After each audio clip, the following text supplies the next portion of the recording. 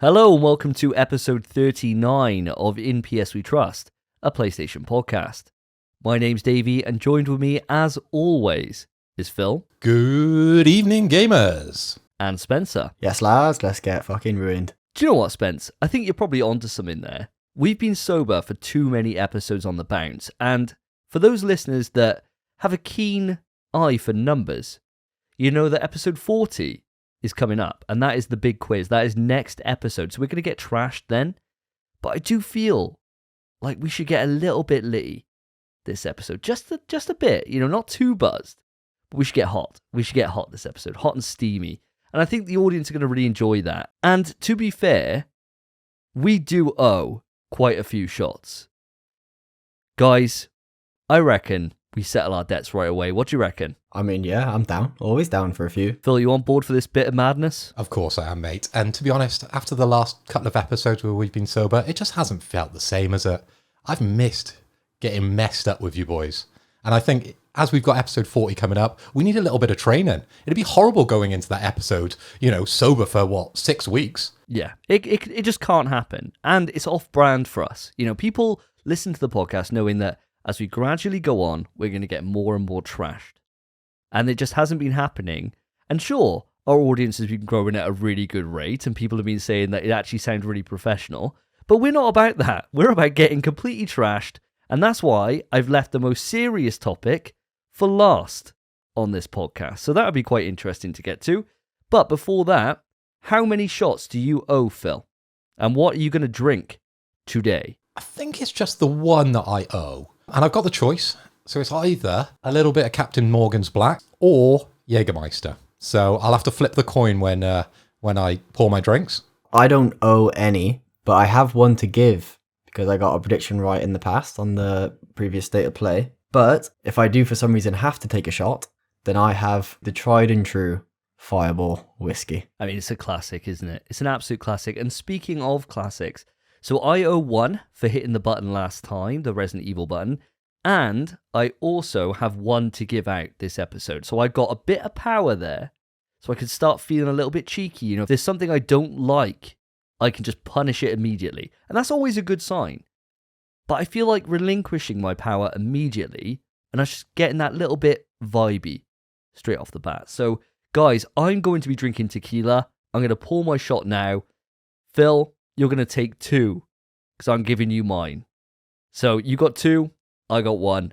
Spencer's got... I got none. I can't believe you're giving it to Phil. What the hell? Give it to yourself, mate. Shot yourself. Come on. Yeah, go on. Yes! Give it me. Peer pressure worked. And that way, I've avoided myself taking two shots, because I've given two to Phil, and you've been peer pressured into giving yourself one. Classic bit of gaming strategy there. Happy with that one? Right, let's do it, guys. Chin chin. Chin chin, everybody. There's my double. Chin. In one. Oh, Well, that was more than a shot. Well, now that's out of the way. Guys, I want to know what you actually drinking today. Phil, why don't we come to you first? Well, mate, I'm starting off tonight. Well, I've already had my double shot of Jägermeister, but I'm following that up with some Brewdog IPA. My Brewdog stock has been mounting up, and it's about time that I drink some of it. Since the last show, I've been away to Munich, and I had a few steins and way too many sausages. How was the German sausage over there? Was it big? Was it quite large sausages? They do pretty big sausage over there, and the amount of sausage is just too much. It's sausage overload. Sausage fest, I've heard over there in Germany, and I'm glad to see that is actually a stereotype which is true. But was it good lager? Well, when I was over there, I was partaking in a few brew houses. We were drinking the Steins, which is roughly about 2 pints. But the way they sort of pour it, you get a lot of heads. You don't really know the measurement that's coming out. But I didn't really find myself getting that drunk over there. We were drinking a hell of a lot, and it was quite consistent over the 4 days we were there. No hangover in the mornings. We were pretty fresh every day. So alcohol hits a little different over in Munich. But if I remember rightly, Brewdogs hit like a truck. So we're going to see what happens tomorrow morning when I wake up after these shots and a Brewdog. Be looking forward to see your update on Twitter tomorrow morning then. What about yourself, Spence? What are you on today? So I did my Tesco shopping trip. I bought a litre of Jameson's whiskey, my favourite whiskey, but that's not what I'm drinking this evening. This evening I also bought, I think, 9 bottles of Record League cider, maybe. And I'm drinking those out of my new one-piece tankard that my missus got me. Well, guys, I'm on something new for the podcast today. I was thinking about going for one of the tried and trues, an Estrella, Moretti, anything like that. But then I noticed a beer that I have had before, so it's not a brand new taste sensation for me, but it's something I haven't had for a long time. A Tyskie. Have you guys ever had one of these before? It's a Polish lager. Yeah, I think I have. It's normally part of the, 3 for 6 in Asda, isn't it? Oh, that's exactly right. And that's the deal I got on today. So I got 3 of these massive ass bottles to get through. And this Polish lager was brewed in I don't think this particular one, but the company started in 1629, which is insane. You would have thought they would have put some effort into their bottles because this bottle design is low tier as hell. The label feels low quality. It's not particularly appealing. It's kind of English colours, which I'm not a massive fan of. But overall, it's a taste sensation. And that's what we're here for, boys. So you're saying the English colours, but surely that's also the Polish colours with the red and white. Yeah, but really, when you're thinking about red and white, you don't think about Poland, do you? Really, you just kind of nicked the English colours. So it's kind of even a step down from the English itself because you just kind of stole them. It would be like somebody putting a dragon on their flag. You just don't do that. Wales, that's the only thing we've got in Wales. We don't have anything else. Even my son the other day, he's 3 years old, right? And he literally turned around to me the other day and he said he's not Welsh. And I was like, yes, you are. You're born in Wales. And I was like, we've got a dragon on our flag. He's like, I don't like dragons. I'm like, well, at that point, there's nothing left, is there? You might as well just denounce your Welsh at that point because there's nothing left. I can't do anything more for you. That's the only redeeming quality we got over here in Wales, and he's taking it away from himself. Kids. Well, on that note, it's time for us to move it into what we've been playing. This time on NPS We Trust, what have the boys been playing? Okay, guys, so it's been 2 weeks since the last podcast episode, and I'm desperate to know what you've been up to in that time. Spencer, tradition states we start with you. Awesome. Right, so I've been playing 2 games mainly, and obviously the one everyone knows, it's Elden Ring. I'm 60 hours into that game, and I've made a bit of progress. It is a bit. Not enough for me to really talk about, and I couldn't talk about it anyway, because the part I've just done is heavy spoilers. But I'm stuck at the moment. I am well and truly stuck against the bosses, I'll say, because everyone knows there are bosses that are sometimes multiple bosses. This is one of those cases. I'm not enjoying it. My summons don't help. I don't have the mimic summon yet. People know that exists, so it's not spoilers. Grow up. I'm dying right now. How many times do you reckon you've attempted it so far? Less than 10. It's not an extortionate amount of tries. There are bosses which I literally spent like maybe 50 hours on. Oh, not 50 hours, Jesus. 50 like tries on. But those bosses that I try that many times are bosses that it's attainable, if you know what I mean. Each try, I understand why I'm losing. Whereas this one, it's just bullshit, man. And I can tell it's just bullshit.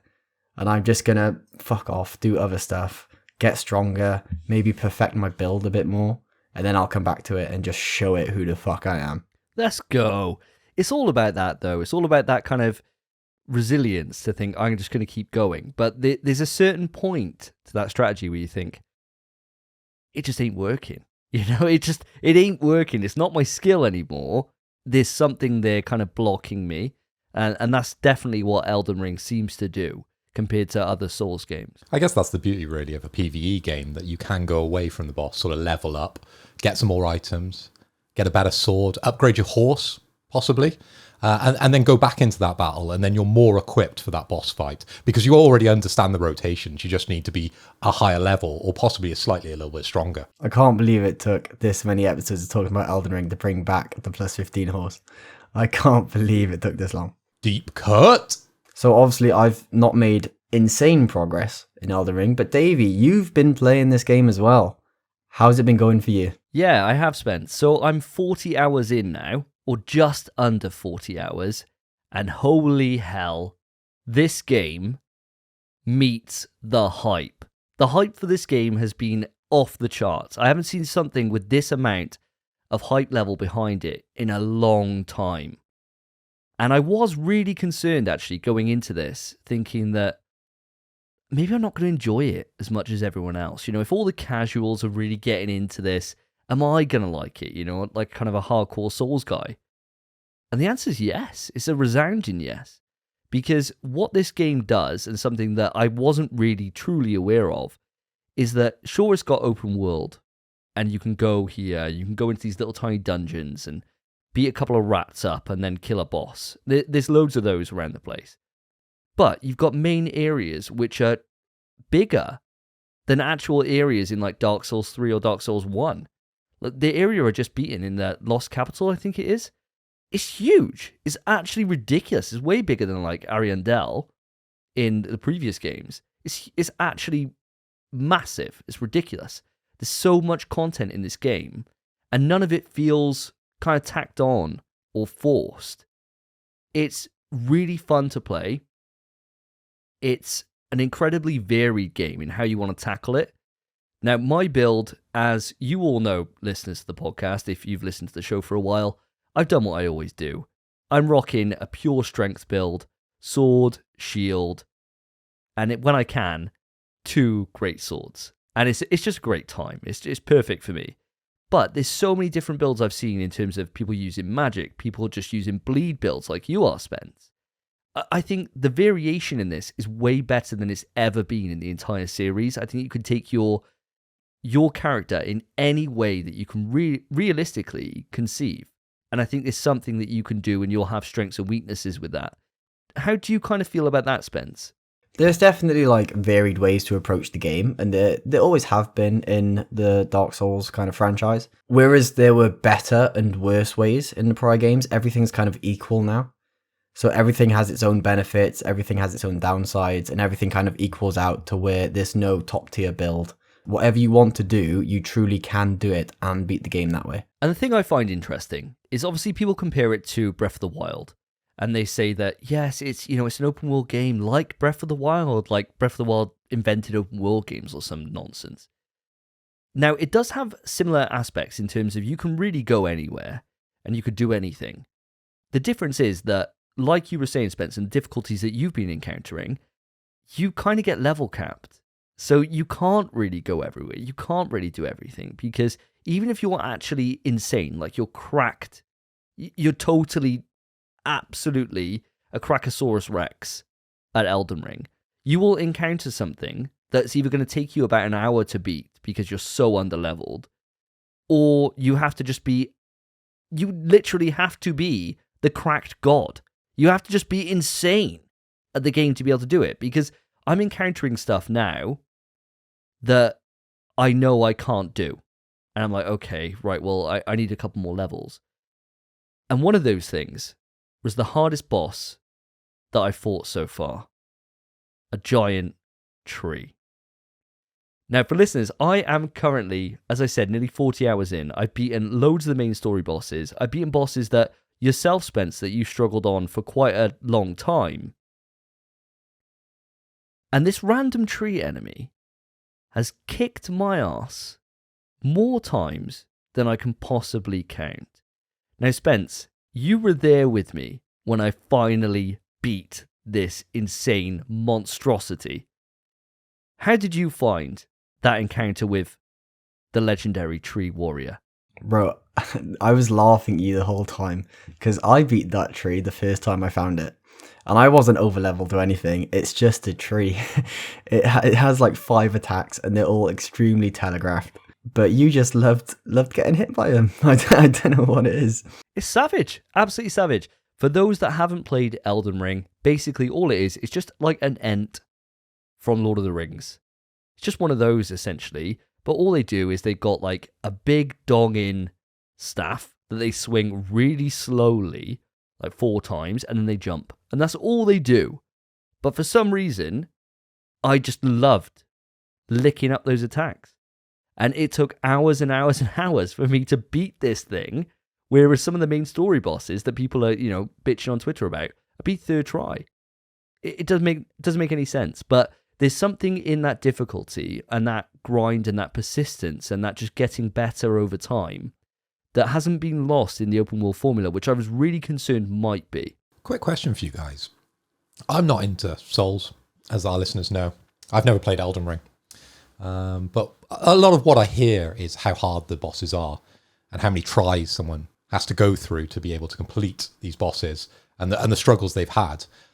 Is there any competitive side to that? Do people say, well, I've been able to complete X boss on the first try? Like, for example, in World of Warcraft, people do worlds first and they're the first to be able to complete it. Or maybe, if you're coming up against a boss, have you done it in the quickest time? Is there any competitive element to this? There's competitive elements in terms of PvE, where obviously it's how quickly you can beat the game, how quickly you beat single bosses, how strong your build is, because you want to get your build nice and strong, kill it in the least amount of hits. There's also like a competitive scene in terms of PvP, because PvP exists in this game, where some people have some of the cheesiest builds I've ever seen. Some fella with 2 spears last night would kill you in 2 hits. I've seen a little bit of that on Twitter, where people just continuously rolling at people. It seems like that's the meta at the moment for the PvP section of Elden Ring. But that honestly doesn't interest me too much. It's more down to the bosses and maybe the completion rate, I guess. So do you get a rating when you complete a boss? Is that how it works? There's no rating or anything like that. But like Spence was saying, just going off that a little bit more, it's really all about these kind of speed runs that people do. And they kind of set just crazy challenges for themselves. So like one of the most insane speed runs I've ever seen, I end up watching all of it actually, was somebody going through the entire Souls series, the entire thing, without taking a hit. So that's every single Souls game from Demon Souls all the way straight through. Obviously they hadn't done Elden Ring at that time. It's just like an insane feat to go through that. And that's how people make it artificially harder for themselves. You have like Soul Level 0 or Soul Level 1, where basically you just go in there and you start at the base stat, you never level anything, and you do it. And those people are just cracked. Like, I have the utmost respect for those people because they know the game intrinsically, they know everything about it, they know the best ways to maximize your damage, even with, like, base stats.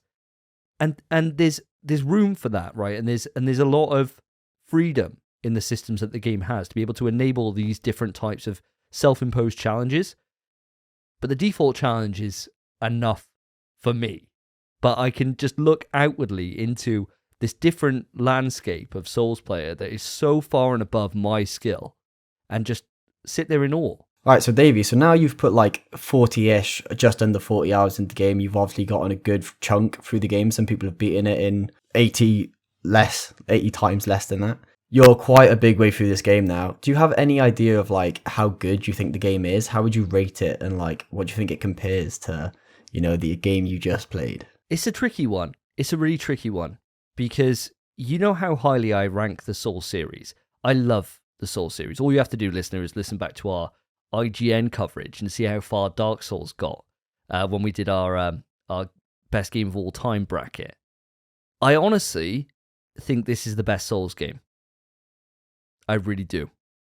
I think actually there's no doubt about it. I honestly, I know it's the best one. Because it's got everything I love about Souls. It's got incredible environments. It's got a lot of lore, which is actually a lot more on the nose on this. A lot more kind of front and center, I suppose, rather than previous Souls games. You don't really have to go searching too deeply to be able to figure out what's actually going on or what's happening with certain characters. Whereas in something like Bloodborne, my previous favorite, you really kind of have to just, watch videos on YouTube to figure out what the hell's going on for any of it. And I really like that. I think that having the mix of Dark Souls 2 in terms of the power stancing with weapons, having the huge amount of kind of weapon arts that you've got built in, and the amount of options that are just given to the player, and how varied each environment, enemy, boss, and score is. All of them are just insane. There's so much production value put into this game. And sure, it may not be the prettiest game on PlayStation 5. In fact, it's far from it. But it's unique. And it feels unique. Which is quite hard to do in a series which is as established as this is. For me, it's the best game from the Soul series. It's not quite as good as Returnal. I'm sorry to say it.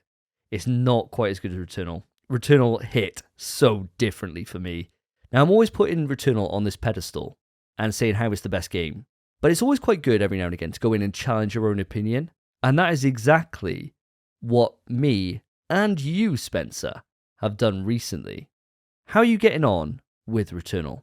Right, well, obviously, they've just released a new update, which added co-op and the Tower of Sisyphus, and immediately upon launch, or like maybe the day after they launched the update, you and I dove straight in and we started a run of co-op. A few runs, because let's be honest, the first maybe 2 or 3 runs didn't go too well. We were rusty. We got slapped by Frike. He absolutely destroyed us. Yeah, it wasn't great. It wasn't great, but it didn't take us long to get back to our old ways. And I think on that 4th run, it was either 3rd or 4th, we just clean sweep the game then. We just beat the game all at once in co-op. Oh, what a fantastic game, mind, honestly. Returnal wasn't my game of the year last year, but with these new features, with co-op and the tower, I think if those were present in the game before we chose our game of the years last year, I think Returnal honestly would have been my game of the year. Do you want to just remind the listeners what your game of the year was, Spence? Because obviously a lot of our listeners probably joining us sort of at this late point within the podcast. Just to give them a bit of background, sort of my game of the year, I believe I picked was Ratchet and Clank, Rifts Apart. And for yourself? Mine was the actual winner of game of the year for that year. It Takes Two. To be fair, whenever I think about It Takes Two, I keep thinking what an amazing game. Maybe it wouldn't be it. It Takes Two is phenomenal. So good. That little shit-eating smile you got on your face needs to get wiped off right now, because we're talking about Returnal, okay? My favourite game of last year and my current reigning champion of the generation. So I want to hear some more of you gushing about Returnal a little bit. So tell me, how did you find it in co-op compared to a solo experience? I found it's kind of, I feel like they artificially make the enemies harder, which they kind of have to do, but not insanely so. And I think it should be ramped up quite a lot, because as soon as we got back to grips with how we play the game, like 2 good players in Returnal, granted, I don't think I would die in a solo run either. I think I'd finish it I'd beat it start to finish now anyway. As soon as we beat Frike, the game was just kind of easy. And I don't know if that was just us getting back to our roots, or, I mean, yeah, it probably was. It probably was just us getting back to roots. In co-op, you're able to, like, enemies can be aggroed onto one player, whilst the other one's over the other side just shooting them. And there's kind of no risk. It's the same kind of thing as doing co-op in Dark Souls. Whereas in solo, obviously, everyone's coming for you. It makes it a lot harder. Co-op kind of lessens the burden a lot. I gotta say, I think what you're saying there, Spence, is bang on. I think it definitely does make the game easier, and I think that's by design. Because sure, bosses are extended, they take a lot longer than they do if you're playing solo. But the whole point of this being brought in is because people have struggled. If we look at the trophy percentage for this game, there's a huge portion of players that never got past Frike and just left. A huge portion. And you think about like Demon Souls, Dark Souls, Elden Ring, there's a lot of people that rely on summons. They rely on co-op to get through the game, and that's how they enjoy the experience. This is just adding that to those players so they can say, right, well, I can experience the game through from the start to the end, and I can do it with a buddy. And that's what I want. I want it to be challenging for me, but I don't want it to be oppressively hard where I can't do it. And that's what this co-op provides. And that's why, for Phil, who's never played it before, this would be a great way for him to get in and experience the game, see it all the way through, see what the game has to offer. And then if then it grabbed him, it's an ability then to say, right, well, I'm just going to play it. I'm just going to do it myself now. But this is a great way to introduce people in through the door and say, well, come through me with this. I'll give you a hand. I'll teach you the ropes. I'll show you so you don't have to spend 10, 15 hours getting the hang of the game. Because it is a hard game. Like, we forget that, but there's a lot of time that we put in getting our absolute arse clapped by Frike and by Nemesis and by these different bosses. So you don't have to worry about that as much in co-op. Now, Phil, you said you're interested in doing this. Do you think it's that co-op lens that would really get you through the door? Do you think I'm kind of bang on with this? Not 100%, but having the option to be able to play it with you guys definitely does attract me that slight bit more. It's more down to my diary, my gaming availability is a lot less than you guys for whatever reason. I don't tend to be able to spend as much time as you guys within these games. So the games that do have that kind of crushing kind of repetition and kind of once you die, you all the way to the back, for someone like me, it's a hard pill to swallow. Something like Horizon, it's only going to knock you back slightly and then you're straight back into the action. If I'm playing Elden Ring, I'm playing Returnal, I'm right back to the start, and it's just a very hard thing for me to do with the time I have, really. That makes perfect sense. It does make perfect sense, because you're right. That whole gaming philosophy relies on you putting the hours in to be able to master it. And if you can't really afford to give it those hours, you can't attain those skills to make a muscle memory. And therefore, it's kind of like just a repeating cycle. And so that's never a good time for anyone. Now, Spence, you've been playing a lot of the towers. You've been playing a lot more of the towers than I have. Now, I found that they're really unique. I thought they're really engaging and really, really well done. But I want to hear your kind of extended thoughts on this, because you played it a lot more than I have. I think I've done, you say a lot more. I think I've done one more run than you. Just one. But the thing was that was the run of God that kind of came through. That was me entering the Remnant Zen mindset. So my first run of the tower was it was good, to be fair. I got a good weapon, I got good artifacts and such, and I ran through the game. The new boss they've added is really cool. Granted, it's just one boss and they just make him stronger each time you fight him. But even so, it's still like a really cool boss, and the whole boss fight is awesome. How it's like this circular arena where you have to run just in the circle and just kind of go around this boss. But then even prior to the boss, you go through rooms. You start in phase 1, in room 1. And then each time you beat a room, there's an elevator which takes you up to the next room. And the room could either be full of enemies, or it could be full of upgrades, or a weapon, or a bonus room in terms of like it gives you health, or it gives you proficiency. It could give you anything. You don't know what's going to happen. And you have to get through 19 rooms, and then on the 20th room, you'll fight the boss. Once you beat that boss, you move on to the next phase. And my high score so far was phase 4, room 3, I think. And phase 3, room 20, when you fight that third phase of the boss, that is the final phase of the boss. So technically, I've beaten the tower. I mean, that's a huge technically. From an unbeatable tower where people have set records that are like, phase 25, that's a big pill you're getting me to swallow there, Spence. But I want to ask you, how did you feel about the procedural nature of it? Because my time in the tower, I found it was incredibly varied in terms of what you could find on each individual run, and the different kind of weapons and upgrade routes. And, of course, when you beat the boss, there's something that happens to you. Do you want to kind of touch on that a little bit more? Yeah, of course. So the rooms, like you're saying, are extremely varied. I think I've done 3 runs now, and each time was completely different from the last. The first time I ran it, I got a tachymatic carbine, gave me just decent abilities, and it was kind of busted, so I just kept it throughout the entire thing. And then every time, you get a random room, random layout, random enemy spawns. And it could be anything. They've even added a new enemy type, which is like a white tentacle thing. And if you kill it, it turns into a little portal orb that you can dash into, and it will teleport you somewhere. And it might teleport you to a boss, like a mini boss. Might teleport you to somewhere with health, or just a bonus room. And as soon as you're done, teleports you straight back to where you were. It's just kind of like an added extra. I feel like the environments, although the environments are unique every time, the feel of the environment doesn't change. Kind of like the same way that when you're in the main game, you have the 5 or 6 worlds, but you have to progress through a world. Each room's different, sure, but the world doesn't change. And I feel like they do change in the tower just every phase. So once you've beaten the boss, the second phase might be like the second world or the third world, and it kind of changes in that way.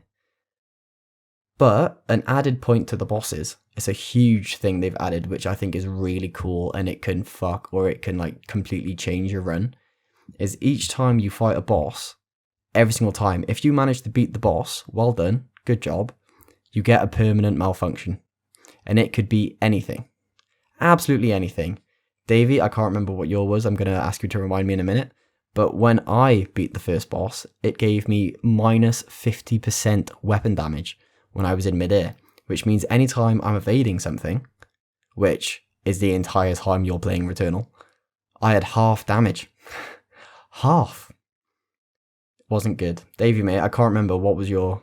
So mine wasn't too bad. Mine was just that my collected obolites disappear quicker, which really isn't... It's like blessed. It's like the best malfunction you can get. So a malfunction, basically, for those who don't know, is a negative effect that happens to you. So it can be that when you reload in this game, you run out of ammo, you do an automatic reload, and there's a point in the bar which you can then sweet spot by pressing R2, and it immediately auto-reloads you. And it's quite a small window, depending on the weapon and depending on how fast that bar moves, which is all a little bit random as well, depending on weapon level. And that's called an overdrive. You can get a permanent malfunction, which then punishes you for doing that if you take damage, or it just makes it inaccessible. So you can have something from as minuscule as mine to as hardcore as that, which makes the game insanely hard. And I think that level of randomness built into this means that if you've never played Returnal before, this is probably the purest experience of Returnal you can probably get, because it feels completely different every single round.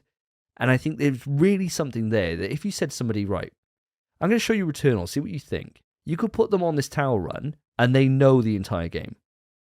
By the time they die, they know what the game is, because it's the purest experience there is of this game.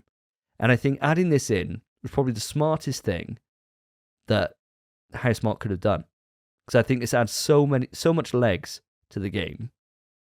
And really, I'm sitting here being greedy and just hoping that we get more, because this kind of quality update is few and far between. The last time I can think we got something this good on this level was the Ghost of Tsushima Legends upgrade that came.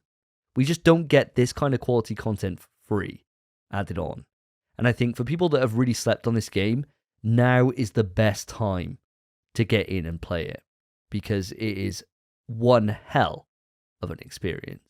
Now, speaking of incredible experiences, Phil, you're still working your way through Horizon. How are you getting on? Well, Davey, I haven't had a lot of time over the last 2 weeks to play, but I've managed to move the needle slightly up now. I'm on 50 hours played, up to level 34. I've just completed the side quest to heal the land gods. I don't know if you remember that quest, but there is a trophy involved, so I assume you've done it. And I thought that was a little bit special. There was a lot of emotion threaded throughout that quest line, and especially the sort of end boss. I don't want to give away the quest. That was relatively challenging as well. So I quite enjoyed that side quest, and something we talked about, I think, a few episodes ago when we were sort of kicking off this game, and we were sort of saying that the side quests are very much quest lines as well. Yeah, I do remember that quest line, and you're right, that quest line is phenomenal. I mean, I really love the relationship that Aloy builds up with all the different partners that you get that join kind of the main base in Horizon. I think all of them are great. I think all of them have really good side quests, and they're all kind of really emotional. And like you said, you get a good bit of challenge in those side quests that you really don't find in too much of the other kind of like side content. A lot of them they're challenging, but not to the same extent. I'll tell you a story. So I was on stream with a couple of the members from the MPS We Trust community, and I happened to enter into a fight with a Tremotusk and a Thunderjaw. This is a level 32 quest. I'm level 34 now. I'm thinking, hell, we can have these two.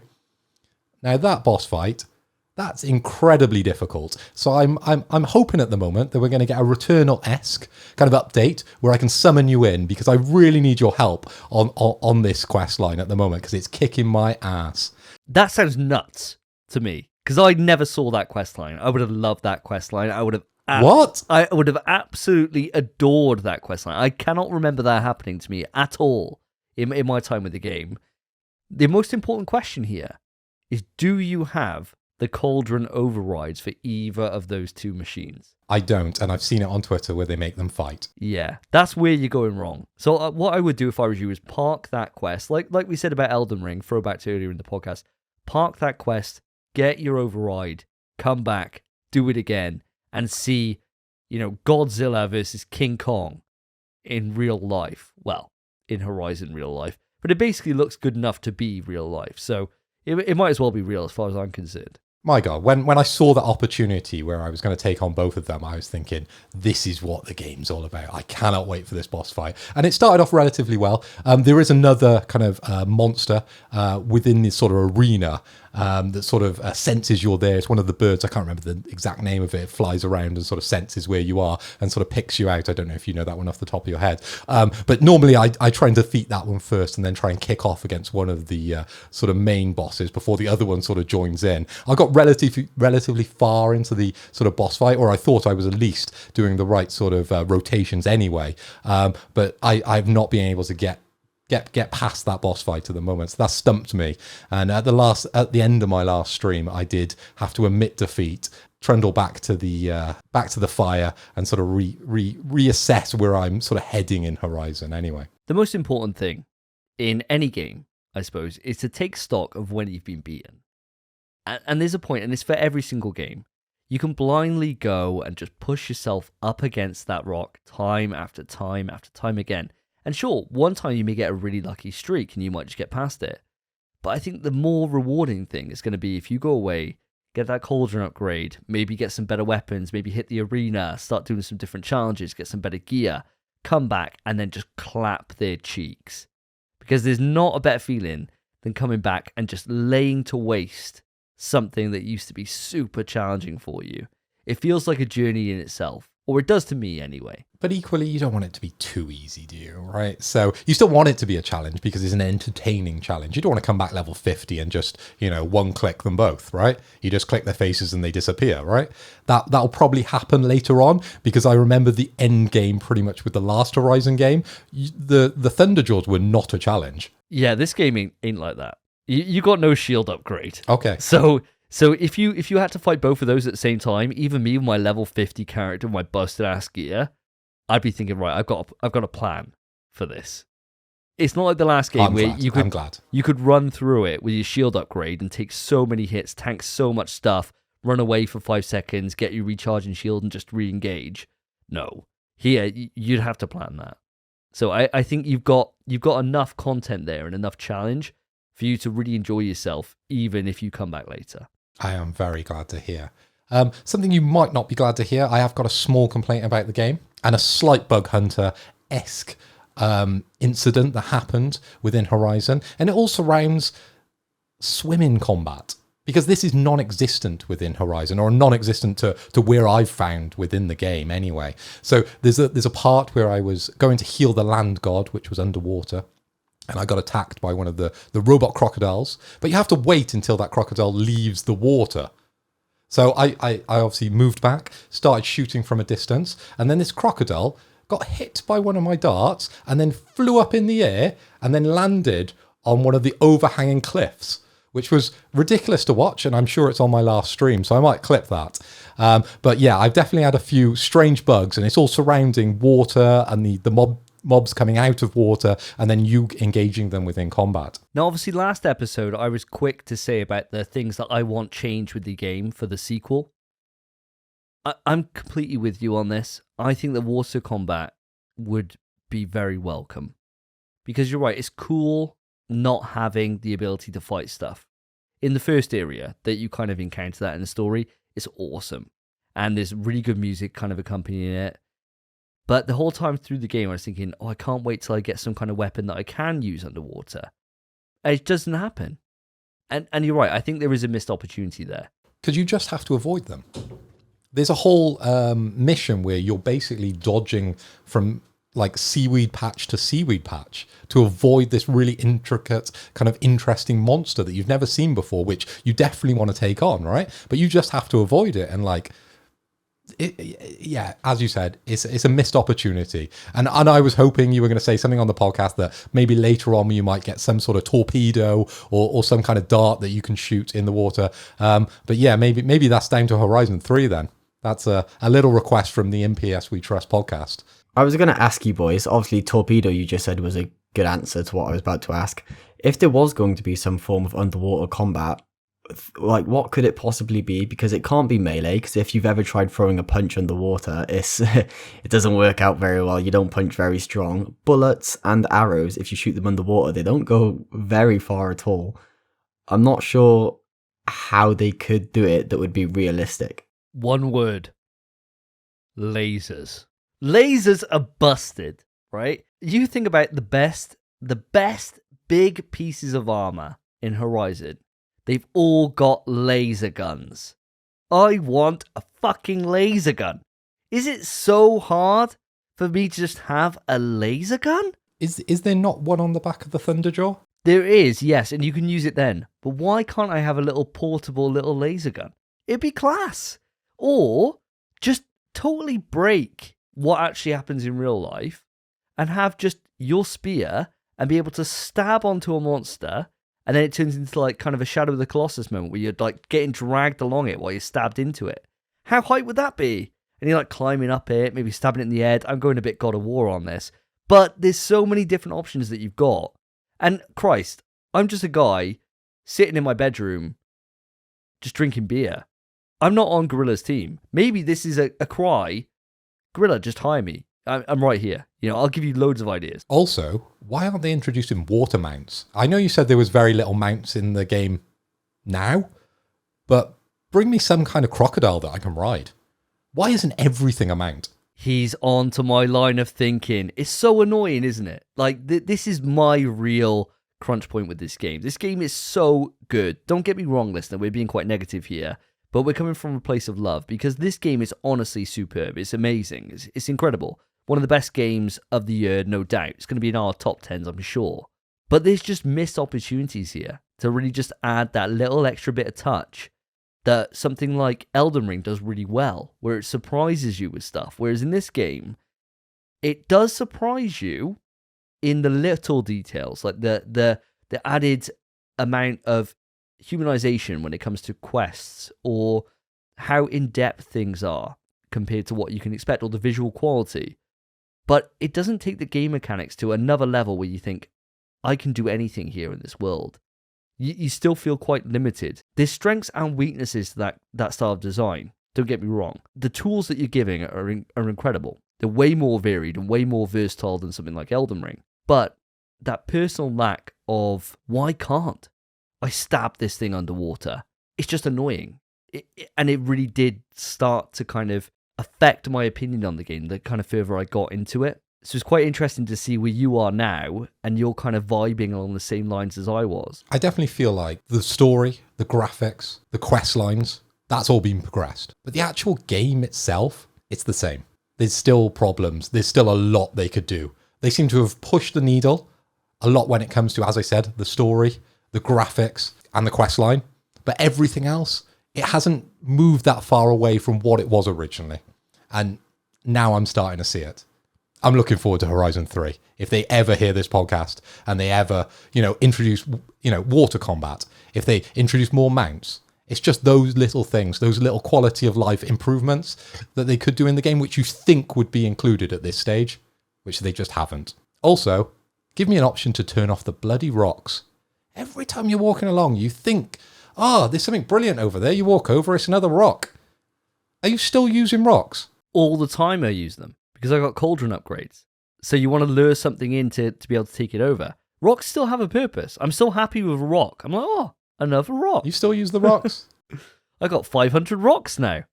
Do you ever get rock upgrades? No, you don't, mate. No. Horizon 3, baby. Bring the rock upgrades in.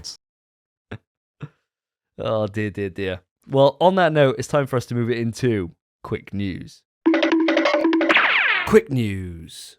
So this time on Quick News, guys, we've got a themed Quick News. So all of us, we've challenged ourselves to come up with our own weapon sounds per item of Quick News. So I will start. I don't really need to make a noise then. I'll just talk the way I do because we all know I'm a fucking weapon, boys. It's Quick News. Friday the 13th and Predator Underground's developer, Ilphonic, has revealed Ghostbusters Spirits Unleashed, a new 4v1 asymmetrical multiplayer game that is set to be released on PC, PS5, PS4, Xbox Series X and S, and Xbox One in Q4 2022.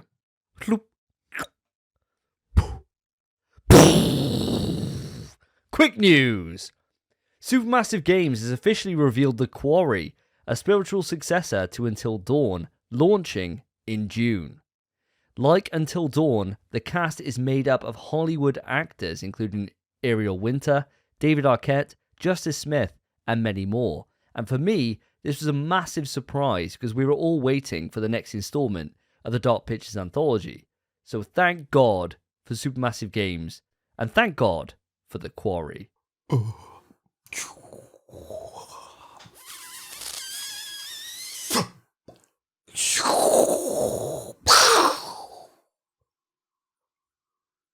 It was a horizon arrow to an exploding arrow as the explanation, but you kind of needed the video for that. Quick news! Get ready for the definitive update for Street Fighter V, available to download March 29th. This will be the last major update. We might get a balance patch, but that's it for Street Fighter V, and it includes the new Battle Balance update with some crazy combos. We've got cel-shaded filters, which actually look awesome. Then we've got the pixel filter, which is trash, in my opinion. We've got new tracksuit colors. We've got the Cap Jam remixes. And that's all in game for you guys, March 29th.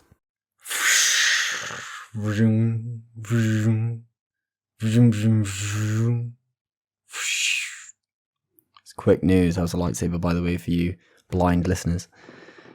It's supposed to be anyway. It wasn't a very good one, let's be honest.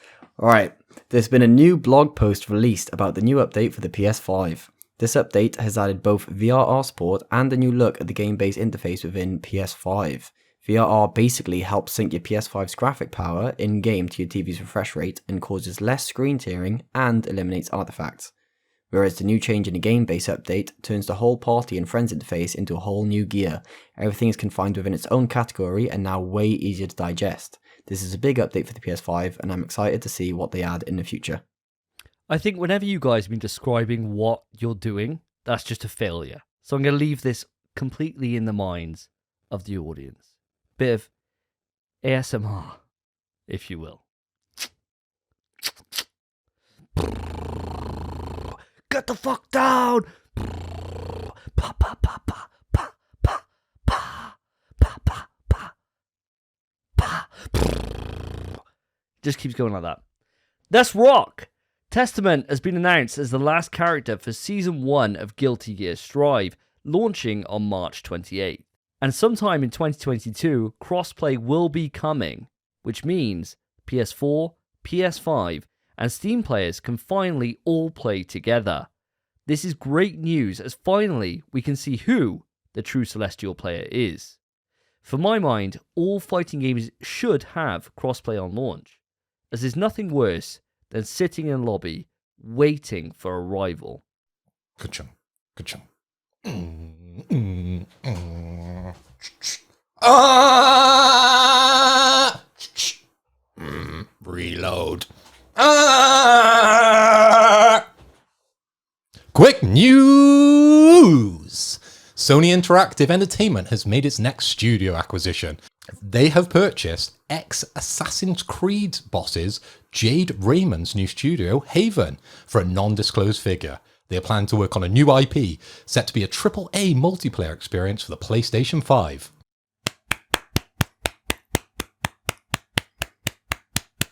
That's what it sounds like when I jack off because my dick's a fucking weapon, boys.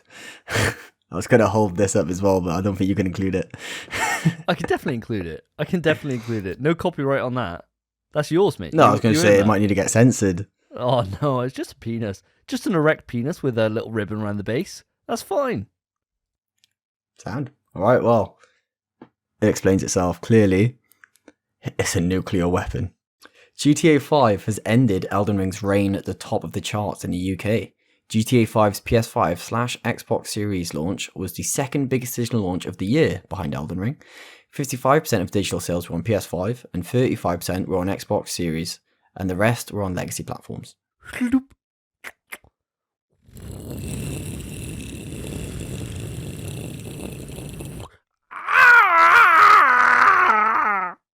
Quick news. CD Projekt Red confirms that a new Witcher game is in development. It'll use Unreal Engine 5 instead of the Red Engine. Now this is a big departure, as The Witcher 3 and Cyberpunk used the previous engine and encountered issues during the development. Now this resulted in extensive crunch and buggy launches, so hopefully UE5 will certainly help with these issues. but we'll have to wait and see. The game director has come out and stated that they're expecting to not crunch in the future. I doubt that one.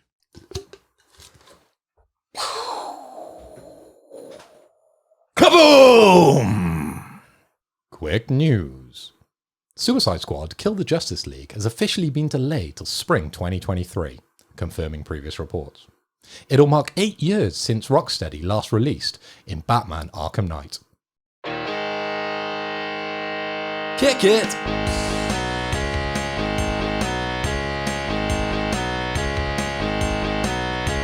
You wake up with a rumor and you don't wanna go. You ask if it's confirmed and they still say no. So lads, breaking news. Rumour has it that Remedy Entertainment is rumoured to be developing a AAA Doctor Strange game for current gen, which obviously current gen's now next gen, unless you're poor. An official announcement and teaser are reportedly planned for this summer's E3 conference. Now, how do you boys feel about this rumour? Do we need another superhero game? Are superhero games any good? And ultimately, do you believe this rumour to be true? Davey? I don't know how you feel about Doctor Strange, actually. I don't know your opinion on the character. Inform me. I love the way you said that, Spence. Inform me. Inform me. It's like we're on Parkinson's. So, Doctor Strange, to me, is a bit of a weird one. Now, his power set does work for console, because as Ghostwire Tokyo shows, there's nothing better than doing random symbols in the air and stuff happening. You know, shooting random little wires at people, doing little little movements and magic happening. It's cool, right? Everyone likes it. And it's fun. It's fun to like see this kind of different little visual flair happen in the environment from beams or blasts or whatever kind of magic you can play at your ass. The problem is that Doctor Strange sucks as a character. He's trash. He only works as part of an ensemble cast, in my opinion. The first Doctor Strange movie, and I'm going to get some hate for this, was average. At best. It's only when he gets put with the rest of the Avengers, or with Spider-Man, or in this upcoming movie, where he's got an ensemble cast with him, that he has time to shine. So I don't really care about playing as Doctor Strange. I feel the same way I do about this as I do about the Wonder Woman game. Just meh. It's a cool power set. That's all that gets me through the door. In terms of superhero games, like you asked about superhero games, are they any good? Yes, they are. You think about the Batman games, you think about Spider-Man. Both of them are some of the best games I've played. And I mean that. Seriously. Like, they'd be my top 20. For Batman Arkham City is a phenomenal game. So is Arkham Asylum. And the first Spider-Man and Miles Morales are exceptional games. It just depends on how well they're done. Now, Remedy are a great studio. They could pull this off without too much problem. The issue is they're not dealing with a Spider-Man or a Batman. They're dealing with the tier down when it comes to superheroes. And that's where I think they may struggle with this. But that's just my opinion. What about yourself, Phil?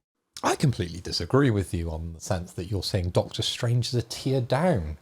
I feel like since the Avengers, these characters are the characters people believe in now. These are the characters people love to see. You know, heck, I'm cosplaying Doctor Strange on a daily. Have you seen the side of my hair? I'm rocking these greys at the moment, right? All I need is the cape and I am Doctor Strange. Maybe a little trim on the beard. I'm there. I could be performing the dark arts at any stage. The problem is you need the rest of it dyed black. That's the problem. That's where you're going wrong. You got the grey on point, but the problem is it's too much grey. The grey to black ratio is off for Doctor Strange. For me personally. There's lots of versions of Doctor Strange. It's a multiverse, mate, so anything's possible. But I'm a big fan. I'm a big fan of the MCU. I eat it up. I love it. I'm watching every movie, and I cannot wait for the next Doctor Strange movie to come out.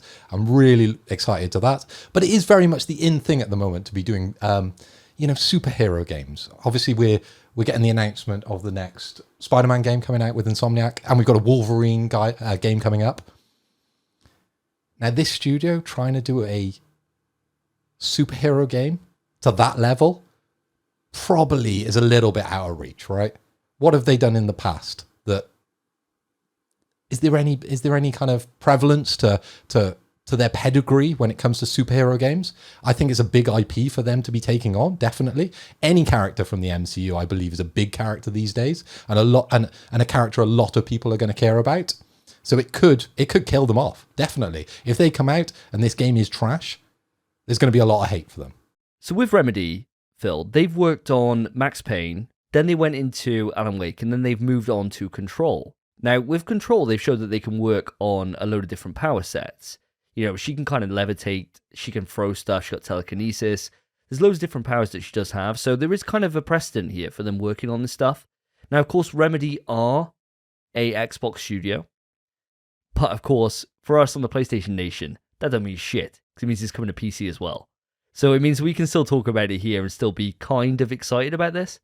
I think personally they've got the pedigree there to make this kind of work. So I don't think that it's too much to worry about. The issue is with this studio, and granted, I've only played the Max Payne games and Control, but this story on Control was not good in my opinion. And I know I'm probably in the minority for that because a lot of people loved it, but there's a lot of elements in Control which do lead me to Doctor Strange, like the amount of worlds like kind of turning and how crazy that game gets. But the story just didn't hit with me. So unless they can really like up their story chops in the studio, I don't think it's going to hit on the same level as like the Batman or the Spider-Man games, which are kind of the pinnacle of the genre so far. Well, that's what I was saying. You know, I'm comparing them directly to Insomniac. Do we believe that this studio is capable of putting out a game to that level? Because that's what people are going to be expecting. You know, recently we've had Guardians of the Galaxy come out, and people didn't really love that game. The sales weren't that high. As much as we loved it on the podcast, it didn't reach the high heights of Spider-Man with Insomniac. Now coming out with a Doctor Strange video game, AAA, we're going to be expecting that sort of level from them. Personally, I'm not seeing that turnaround from that studio. I don't know how you feel about this, Spence. Do you have kind of a bit of background when it comes to Remedy games? Not an awful lot of background on Remedy games. I mean, I've played Alan Wake, just, you know, obviously Alan Wake 2 is not out yet. I played a bit of the first Alan Wake. I played it on PC years ago, maybe in like 2011 or whenever. But I don't have a lot of experience. And I played Control as well, actually, but I didn't actually like Control. I didn't like Control an awful lot. I didn't think it was an amazing game. I do want to go back to it and give it a second try, but I haven't done so yet. But in terms of the actual questions I posed earlier, in terms of like Doctor Strange and stuff, I think Remedy is a good studio for this game. I think if anyone's going to do it, Control gave them kind of the utilities to do so. Like, they know how levitating works, they know how telekinesis works, and Doctor Strange just adds some fancy not pixels, kind of like Returnal-esque visual effects to it, and then job done. They've smashed it and add portals and stuff. Beautiful. What I don't like, I have an issue with Doctor Strange, for one, the character. I do like Doctor Strange. Unlike Davey, I liked the movie. I thought it was great.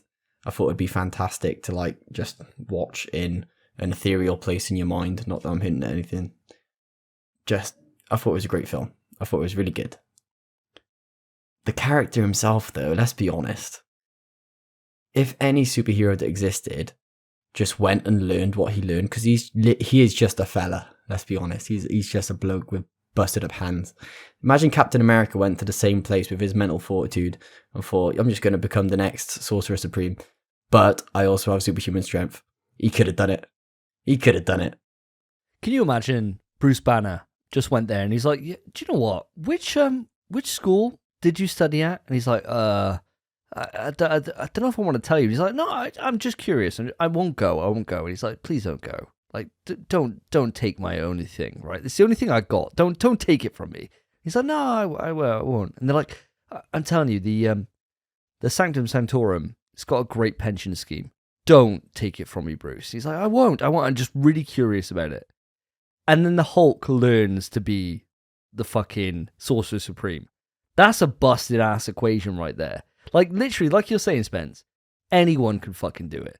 Like, Wong's there. He's got a random couple of people that just drop in. They're like doing the... Even fucking Ned is just doing this little spinny thing. Like, anyone can do it. Just grab a little fucking knuckle duster. Just start waving your hand around, and you've learned basic magic.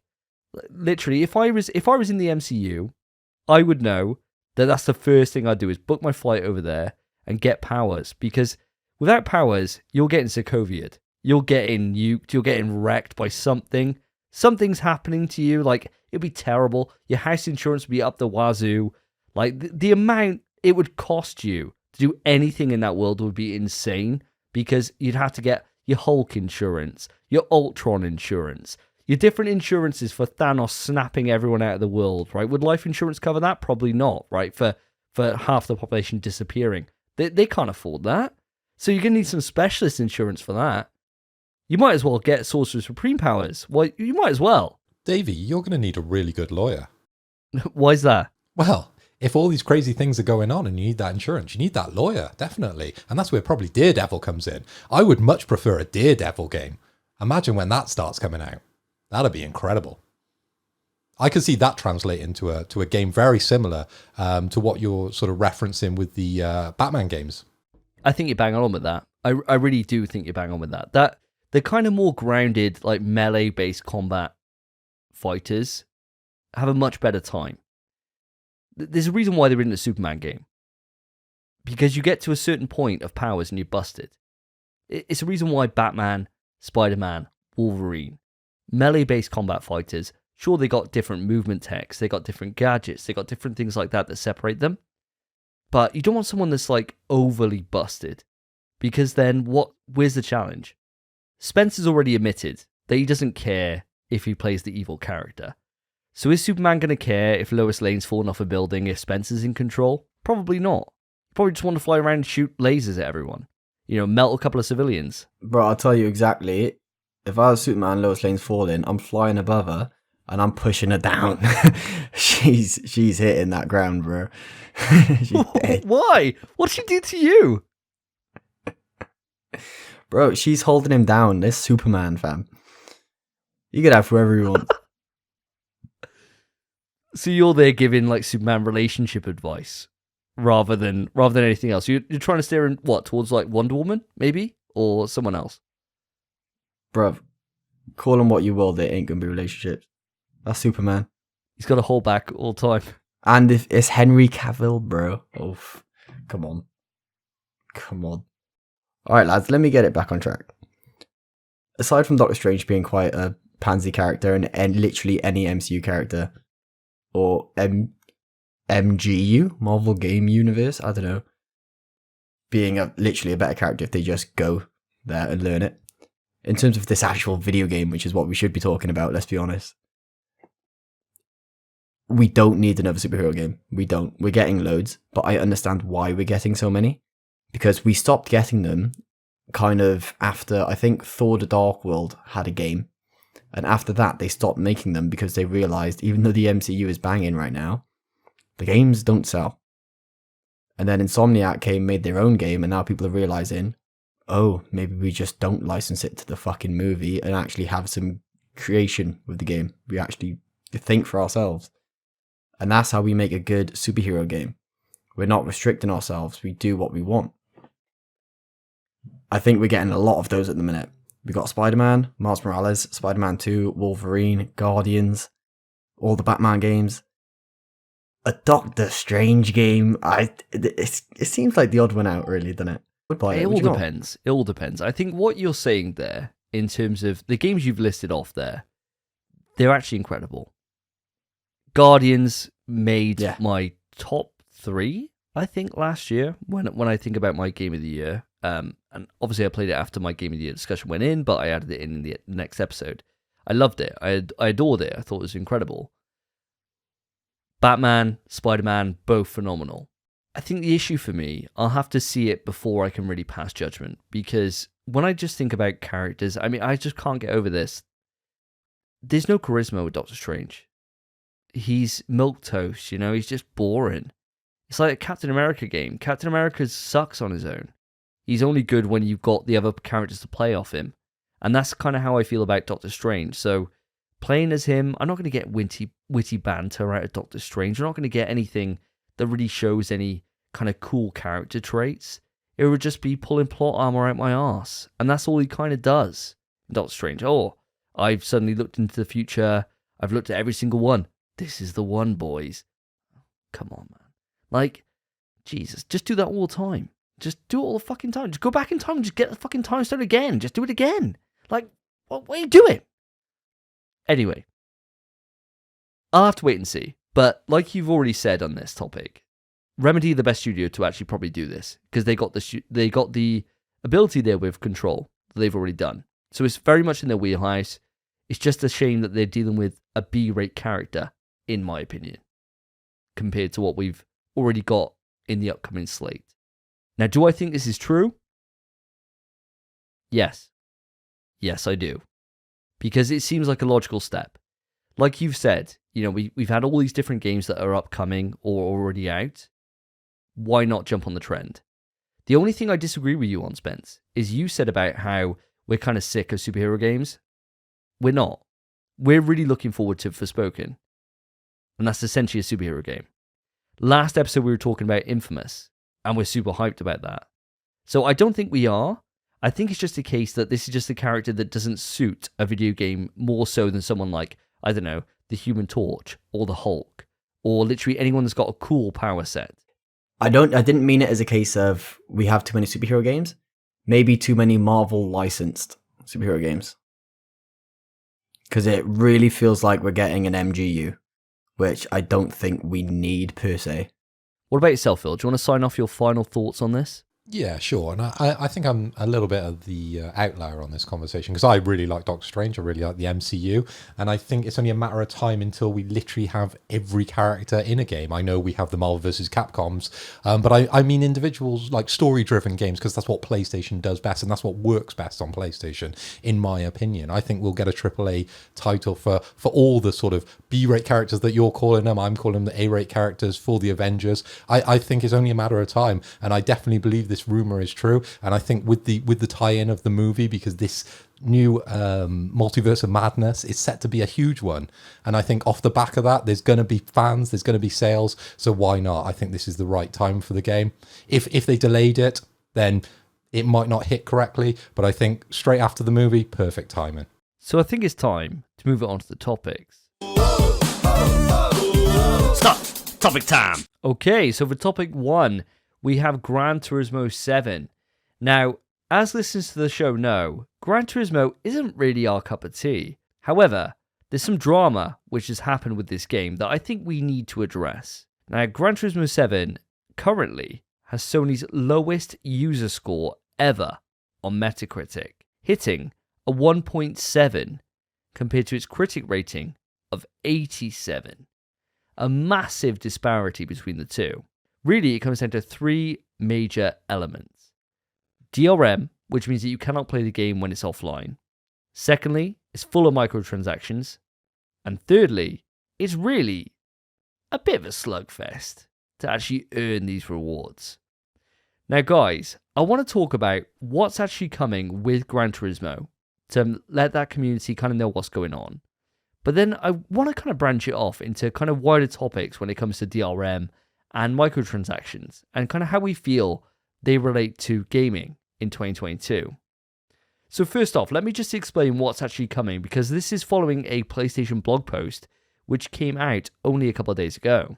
So Polyphony have recognized that players are struggling with the DRM factor.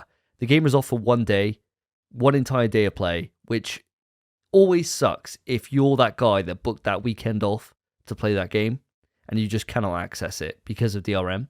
So because of that, they're giving players 1 million credits, and that's cool. It means you can buy new cars, you can do up your cars and spend that in-game money and just have that for free. That's really nice. Now, these are the updates which are coming into effect beginning of April to try and address some of these community concerns and try and reverse course on what's happening so far. Increase rewards in the events of the latter half of the world circuits by approximately 100% on average. Addition of high rewards for clearing the circuit experience in all gold and all bronze results. Increase the rewards in online races. Include a total of 8 new 1-hour endurance race events to missions. These will also have higher reward settings. Increase the upper limit of non-paid credits in player wallets from 20 million credits to 100 million credits, and increase the quantity of used and legend cars on offer at any given time. Now, I suppose this is important to note because the store in Gran Turismo rotates. So it's not a set thing that you can just access and buy whatever cars you want. You have to grab them while they are showing on the store. And so increasing the quantity is great. However, before we derail it even further off, I want to ask you guys, how do you feel about these games that have these kind of live service elements where you have to grab that thing while it's in the store? How do you think that fares now for us, especially in our gaming lifestyle where we're all pretty goddamn busy? I think it's a popular trend at the moment, seeing as it's been a while, but when we last played Fall Guys, if you remember that, the store was always rotating. I think Fortnite has a constantly rotating store. Loads of games. Generally, I think it's free-to-play games, their store rotates. It's a bit strange to see it in Gran Turismo. I understand that, like, obviously there's countless cars in this game. I mean, it's not countless. They told us exactly how many. I just can't remember the number. So it's countless cars in this game. It makes sense for them to rotate those because even if you miss out, it will come back at some point. You just have to have the day off work when it does, I guess. I mean, it's not ideal, especially if you're a completionist and you don't, like, a completionist without the time to be a completionist. But I understand its purpose. I don't think it suits this game. What about yourself, Phil? Well, Davey, I represent the casual gamer here. And I think it feels so unfair that certain cars are only available at certain times. You know, if I was into Gran Turismo and I really wanted, I don't know, this specific Ferrari at a certain, mileage maybe, or a certain year, I don't know how they quantify the cars. And that was just out of reach because maybe I was in work or, I had a certain thing on. That just feels unfair. I think, if I'm investing my time in the game, I want to be on an equal playing field to everybody else. I don't like this that you've got to log on at a certain time to be able to do a certain thing. That just doesn't suit my gameplay and style. Do you know what, Phil? I completely agree with you. Because when I think about my experience, games like Call of Duty and Mortal Kombat have a store which rotates. And I just can't quite get to grips with why that is. Because I see an item and I think, do you know what? I might buy that. But it's not quite payday. I don't have that kind of money that I can throw around on some nonsense. I'll wait until I get paid. And then when I get paid, it's gone. And then I think, oh, well, never mind. And then by the time I see it again, I've probably dropped the game. So to me, my stance on this is why not have it as an open store and just select what you want and pay for it? It makes no difference to the game developers, surely. The only thing they miss out on is nickel and diamond people who feel like they're going to miss out. Like that kind of FOMO effect. And personally, I think that's just trash. I think that's just a wrong way to do business. I have a slight caveat to my approach with this, because in most games, there is kind of a rotating store when it comes to sales. And that is to push you into buying a certain piece of content with a time limit. And this is what this is, but this is the only time to be able to get this content. And that's what feels unfair to me. If that content is always available to you, then fair enough. But taking it away and limiting it based on time, I just can't get on board with. I think the one argument I have to your point, Davey, is that the one thing it also adds to like their sales figures is that if it's an open store, people will browse the entire store, see the car they want, and then run that throughout the entire game. Whereas if it's rotating, they'll see a car, think, oh, that car's sick, I'd love that car, buy that car. And then next time, there'll be another car that might be better than the prior. Otherwise, they'd pick their favourite car immediately and never buy any other car. I think that's kind of where rotating comes in, and it's beneficial to the studio, not to the player.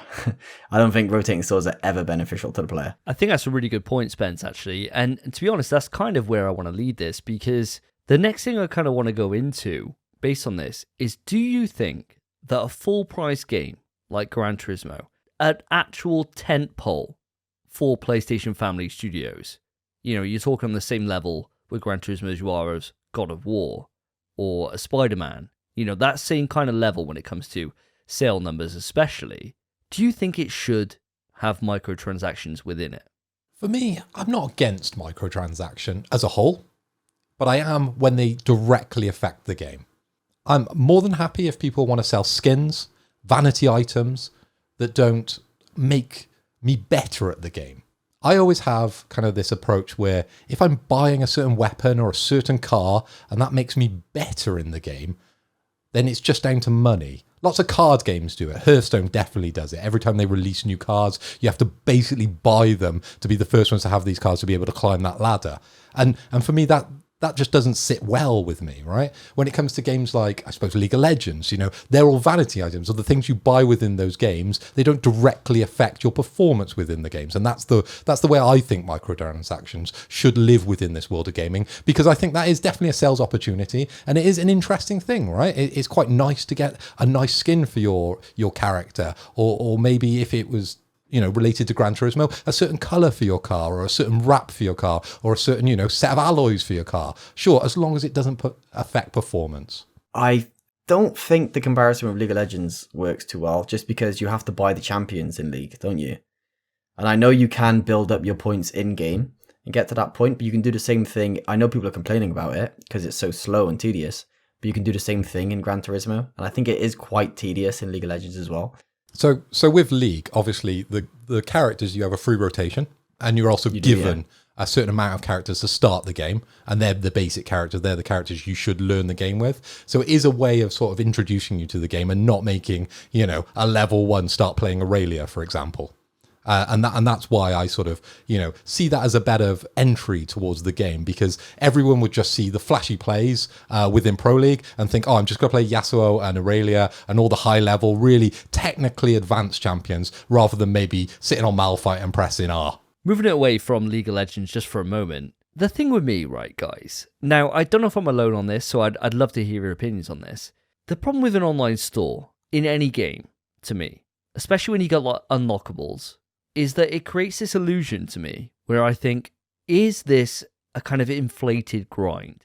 Am I having to grind this because they want me to buy it? Now, when I think about, like, say, Horizon Forbidden West, if they had, like, a skip to level 30 option and you pay $29.99, am I then going to think that, I'm leveling up quite slow? And the reason for that is because they want me to buy this level up pass. And it may be a case that, actually, no, it's exactly the same way that if they didn't include this. But that illusion of that being there in the store is enough for me to correlate the two together to think, actually, yes, this is a grind, and they want me to do this grind because they want me to buy it. And that's the same issue that Assassin's Creed had a little while ago with, I think it was Assassin's Creed Odyssey. I think that had a thing where it was egregious in terms of you actually leveling, and it's because they had a pay to upgrade kind of strategy built into the store. I think personally that adding a store in just creates problems. You're setting yourself up for failure no matter what you do. No matter how well balanced it is, you're always going to run into that issue of people saying they want us to buy it instead of earning it ourselves. What do you reckon, Spence? It's really hard to put into words, because I would like to think that I would put in the grind and earn the items rather than pay for them. But I know for a fact if I'm keen on a game and paydays just hit, I'd probably be like, ooh, and splurge out. And I think a lot of people feel the same. And that kind of devalues the game itself, because people, if they get what they want immediately, if they've spent money for it, they've spent more money on the game, it's beneficial to the studio. They're not going to play the game for as long. If they have to earn their way to the car they want and the stuff they want, they'll play it and they'll earn it and they'll grind for it. And then when they get it, they'll play even longer because they finally got what they want and they can experience it. I feel like if I started Gran Turismo immediately with the car I wanted, great, I'd have a fucking fantastic, 4 hours. I wouldn't play that game to completion. I've got what I wanted out of it. The store is a hindrance to the game. As much as it might benefit the developers, it doesn't benefit the players. And I feel like the studio's first priority should always be the players. Granted, we know for a fact that's not true. But in a PR sense, it should be. I've got a quick question, just going off the back of what you just said there, Spence.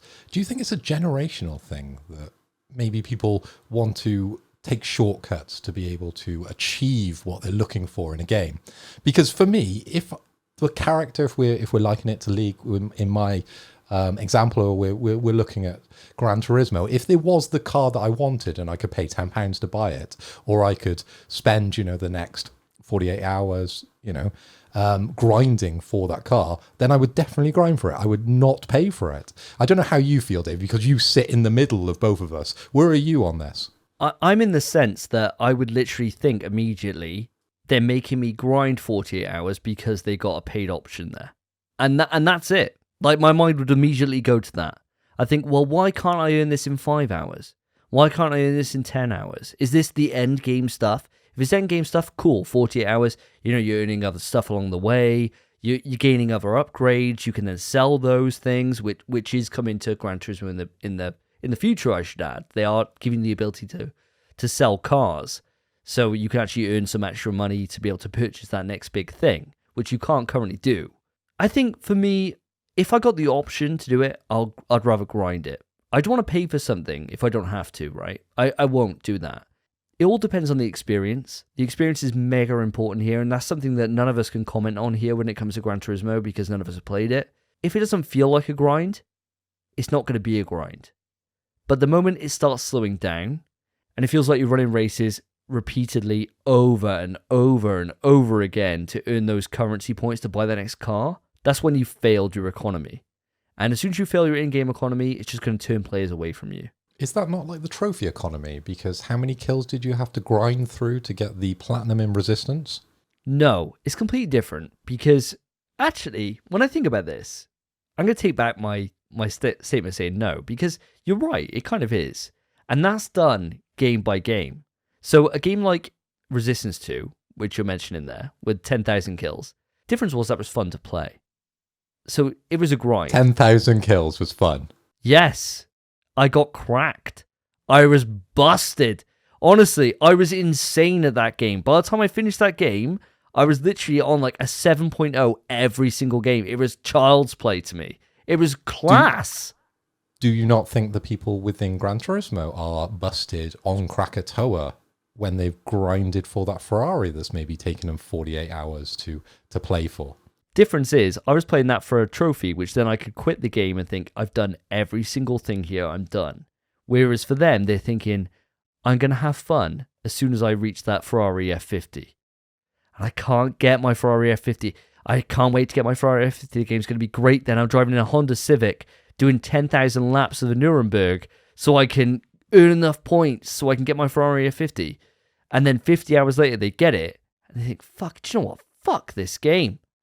I got Returnal DLC I can play. If you could have bought that trophy, would you have? Absolutely not. Did you not buy a trophy for a previous PS Vita game? That's very different. And I'm leading you down a path, Davey, because... You're tucking me up here, Phil. And I appreciate that, because that's what our podcast is all about. It's all about putting ourselves in a corner where you think, do you know what? My opinion is fucking trash. And fair play, you've put me in that corner right now, and I do appreciate that. And yes, I had one trophy left to get on Resistance Burning Skies, probably one of the worst games I've ever experienced in my life. But I'd put so many hours in already, it was worth buying the multiplayer pass to get the trophy for playing one game of online.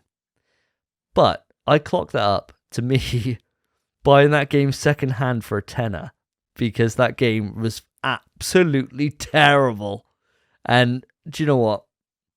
Thank God we're past multiplayer passes, because Jesus Christ, that was a terrible business decision. And speaking of terrible business decisions, I honestly feel like this, having an online store in a £70 game, is egregious. I know I'm labouring the point here, but can you imagine if in like God of War, you get to a certain point and you can buy like the Valkyrie weapons, right? The set for running like the final endgame stuff. You can just buy that off the off. Or say, for example, you're playing, I don't know, Elden Ring. And instead of having to level all the way, you can buy Havel's ring. So you can wear like full endurance weapons. All it does is it just creates this moment where you think, why the fuck am I going through this? Have they made this so hard on purpose so I buy it? And that's all I'm coming back to, guys. I know I'm bringing it all back to this point, but I just cannot get over it. I just really can't. And I just think it's egregious. It must play havoc with the balancing of the games as well, especially if someone can come in, played 0 hours, they could pay their money and get the end game cars, as opposed to someone who's probably spent, 48 hours, whatever, grinding for that car. When it comes to balancing those races, are they that entertaining when someone jumps in and they've got this high skill car up against someone who is maybe just, their first race learning how to drive? All I know is it's annoying as hell when you play Call of Duty and you get into a game and someone's level 50 because they've been playing non-stop all launch weekend. You get in your first game on Sunday. They got all the busted weapons. They got all the attachments. You get fucking lasered from across the map. And you think, well, fuck me. Okay, I can't wait till I get to that point. If they had to buy that point, it becomes even more annoying. Even more annoying. Because you think, well, it's just fucking pay to win at this point. Yeah. I'm probably going back to one of my earlier kind of examples of World of Warcraft. People would buy characters and they would have the level 60s and you would immediately see that they hadn't played 60 levels of the game because they were just doing stupid shit, right? They wouldn't understand the game because they haven't spent enough time in the game to have achieved a level 60. So much like my example here with Gran Turismo, you've just got an idiot driving around in a Ferrari. Surely he's hitting everybody, not understanding the licensing. It just messes the whole balance up of the game. Surely. I'm going to come in, right? I've played Gran Turismo 7. What? Dun dun. My friend has just recently bought a PS5, and for some fucking reason, the first game he bought was Gran Turismo. So many fantastic choices, and he bought. I guess it was because it's the only game I don't own, and he knows he can borrow from me. Like I used to do Davey. Not a bad idea, to be fair to him. I told him he can borrow whatever he wants. Smart fella. But I got to play GT7. Let me tell you, even if you're new to the game and you buy a souped out car, you're going to be shit and they still won't win the races. And let me also say, by the way, seeing as this is supposed to be a driving simulator, it's supposed to be like the real thing, bro, it doesn't drive anything like a real fucking car. I was going 50 trying to do a turn and the car doesn't turn. I don't understand. It doesn't work. The game feels clunky as shit. Obviously, I don't play Gran Turismo, but I drive for a living. So if it's really a simulator, I should probably be quite good. Really? Let's be honest. That's my point. I've played the game. I don't know why people like this game. Racing games are more fun games. Play Burnout Paradise. Came out years ago. It's like a $5. It's fantastic. Really I like how your whole thing is, I drive, I'm shit at this game, therefore it's not realistic. Because I'm sick at driving. I'm sick of driving, and this game's telling me different. Therefore, this game is wrong, and fuck this game. I've driven for 7 years. I drive for a living. I've never been in so much as a bump. I'm a phenomenal driver. Thank you very much. And I crashed immediately. You're the Stig, weren't you, on the previous version of Top Gear? We've unmasked the Stig. I would be. If it was a racing game, I'd be like, fine. It's called a driving simulator. Cap, bro. It's a crashing simulator. Because if you try drive like you would a normal car, it doesn't fucking work. You have to slow down to 10 miles an hour to turn right. It's fucking bullshit. Going back to the point that I've kind of evaded. Stores in games should be exclusively for cosmetics. That is my ideology. And if it's about anything in-game for like boosting your car, making it faster, making it handle better, making it do anything, it's bullshit. Especially if you're already paying £70 for the game. If you already have to pay for the game, that sucks to have a store. But even in free-to-play games, you shouldn't be able to enter with endgame equipment. It's always bullshit. You should be able to make your basic ass pistol or your basic ass car look blue. Nice. I love the colour blue. Who doesn't? PlayStation, baby. But fucking making it turn better and stuff, making it help you win, get it out. Also, just play a different game, man. Fucking come on. I'm sick of this. Fuck GT. So I think we're all in agreement on what you said there, Spence. So we all want our stores to be purely cosmetic, not affect the gameplay, not affect the grind, or anything like that, so the players don't get that perception that things are getting turned against them.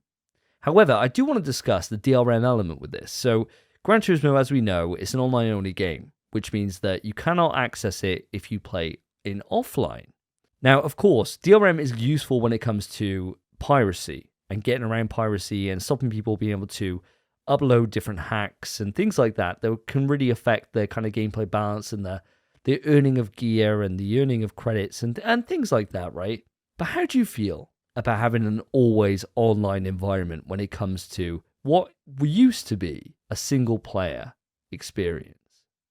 Phil, how do you feel about this one? For the situation we're talking about, I can completely understand it, but I'm going to go back to, the standpoint we always go for on the In PS We Trust podcast is give us the option. If you want to play online mode and have all this extra functionality, sure, then it needs to be constantly online. If you want to just play the base game, there should be options to be able to turn that off and just experience the game, right? That's how I feel about it. There should be the option to be able to do a bit of both. If I'm going to do the online and I'm going to have all this extra functionality, then sure. Then I can only play those cars when I'm online. When I'm offline, I just play the base game and I play the cars that I've earned through time. What about yourself, Spence? I think always online as a model for games just doesn't work. Obviously it does and people do it. And there are some games that are based around it, such as like Battle Royales and stuff. Obviously you have to be always online. But those games are built for that purpose. Games like this, like Gran Turismo, it shouldn't have to be always online. There's no reason for it to always be online other than, like you stated, the piracy and such. It's just make it offline, man. You're restricting so many people from being able to play the game, and it's not worth the hassle it brings, I find. Because a server outage, fucked. Power cut, fucked. It's so much more simple to make a game better for the players, to make it able to play offline. But again, as a studio, if you're a developer, always online benefits you. Being able to play offline benefits the players. So it really shows, in my opinion, what a studio's best interests are. And I don't like that. I'd rather a studio be upfront and just be for the players. Just be for the players. Make it offline. Or both. Like Phil said, make it both. But don't just kind of show that we want you to be online at all times. We want to know what's going on. I think both you guys hit the nail on the head there. I completely agree with both of you. And I think, Spence, you wrapped that up so well there. It really does show what a developer's interests are. I completely agree with you. The thing about this, and the reason why I'm hyping this up on Gran Turismo out of all the games we've covered so far on this podcast, this is the same level as like God of War. It would be like God of War coming out and literally saying, oh, by the way, here's this store, here's DRM, here's all this bullshit. You don't want it anywhere near your fucking temple. Those are the games that you set the standard for the fucking industry.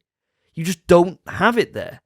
And this is just, it's insane that a game with this much prestige, this much fan following, this many years of existing in the wider environment, when they're competing with Forza, which is eating their lunch every single fucking year has come out, and you come out and you pull these fucking bullshit moves. It's insane. It's actually insane. I completely agree with you guys. I think this is ridiculous. I think Polyphony have really pulled a Japanese-centric move out their arse where they do not understand the current environment and they fucked over their player base. And I think for you guys that are playing Gran Turismo, do not stand up for this bullshit. Keep fucking downgrading it. Keep putting the pressure on the studio. Get them to do better. Because no other studio in the PlayStation family is pulling this bullshit. None of them. And it's only because they got the prestige that they do in this studio and they're so hyped up about this game. If they were worried, if they were in a place where they were feeling like they have to perform or they're getting cancelled, they would not have done this. You will not see someone like Dreams, like Media Molecule, doing this bullshit. You will not.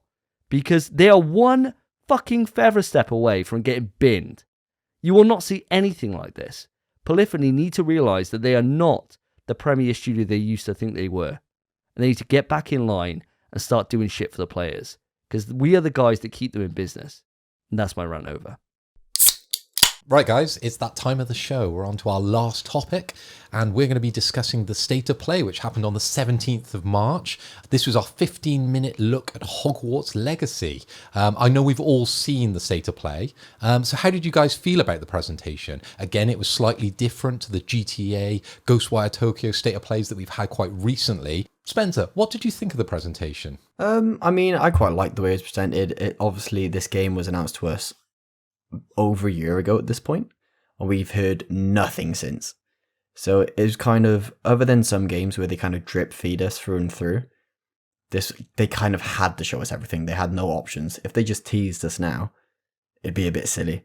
I'm glad they presented it the way they did. They just kind of showed us every aspect of the game, or as much as they could, showed us choices you can make, the way the combat works, flying, showed us the people you meet, showed us the environment, showed us, the poor particle effects and the frame drops and the ugly gear you can equip. They showed us everything, boys. I think they presented it as well as they could have. I don't think they could have done better, except for maybe just fixing the frame rate on some parts. The gear's ugly, but it's wizard attire, so I never expect it to look I don't expect it to look cool. Let's put it that way. The presentation was done as best as I think they could have. And there was a lot that they shown, wasn't it? Within those 50 minutes, they really crammed it in, They didn't skip a beat throughout the whole presentation, in my opinion. Davey, how are you falling on this? Did you enjoy the presentation? That kind of more in-depth look, as opposed to something like Ghostwire Tokyo, where it's a bit more relaxed? I honestly think they've hit the nail on the head here for what a presentation needs to do. So I think that was perfectly structured. I thought it was great in terms of its pacing. Didn't lose me throughout any of it. And I'm not a Harry Potter fan. I'm not massive on it. I'm not huge. I don't really care about wizards. This game, for those that don't know, is set in the 1800s. So Harry Potter is like 200 years later, and magic just hasn't evolved. It hasn't got any better. Nothing's changed. The style's the same.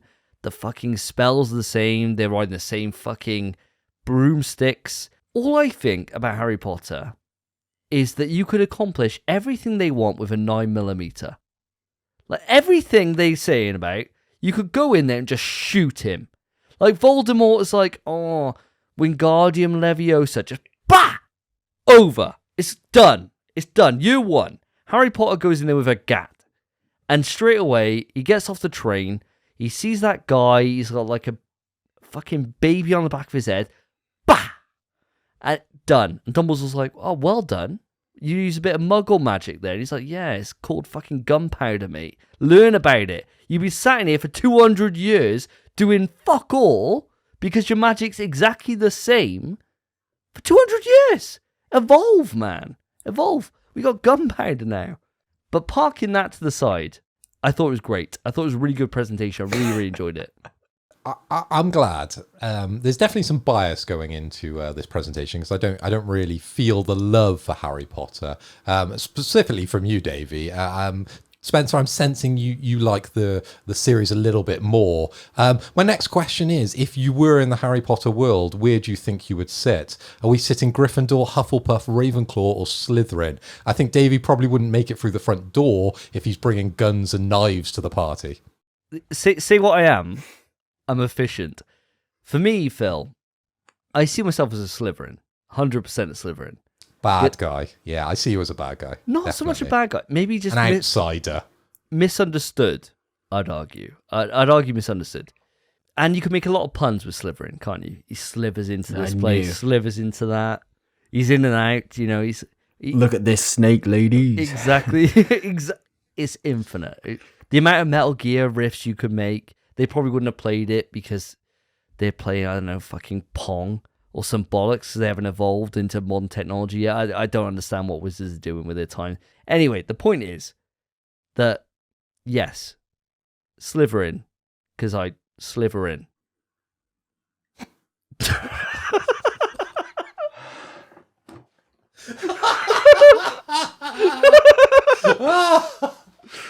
That's worse than Spencer's joke about being a machine or whatever he said earlier.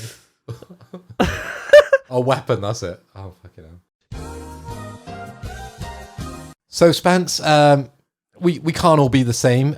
Davey's opted for Slytherin because he slithers in. I'm assuming you're a Hufflepuffer? Bruv, good guess. Mr. Nice Guy. Mr. Nice Guy. Bro, I'm lazy. I don't think any Hufflepuffs are coming out top of their class. I think they all just chill. They're all mates with everyone, smoke a bit of weed, get a bit drunk, and they just enjoy life. And they come out, not the worst, maybe the worst. Actually, yeah, they probably come out bottom of the class, but they graduate. They're just trying to have fun and just fly around on their brooms on, illegally flying, I guess. Drunk flying. Well, I know very little about Harry Potter, so I don't really understand the relevance between Gryffindor and Ravenclaw. So I'll leave it up to you, Spence, because you seem to be the expert. If I had the sorting hat, is that what goes on top? Where would I sit within the Harry Potter world?